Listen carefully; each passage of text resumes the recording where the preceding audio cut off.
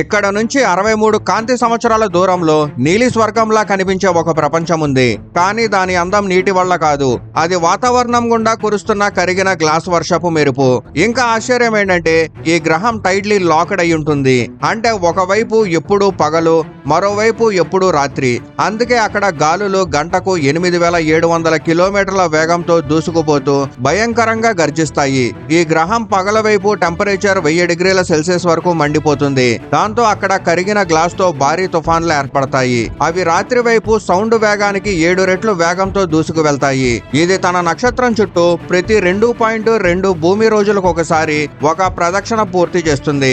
అంత దగ్గరగా తిరుగుతుంది కాబట్టి ఆ నక్షత్రం నుంచి వచ్చే శక్తివంతమైన యువి మరియు ఎక్స్రే రేడియేషన్ దీని వాతావరణాన్ని నెమ్మదిగా తుడిచిపెట్టేస్తుంది. ఈ గ్రహం పేరు HD 189733b. ప్రకృతిలో అత్యంత అందమైనవి, చాలా సార్లు అత్యంత ప్రమాదకరమైనవి అన్నదానికి ఇది సాక్ష్యం.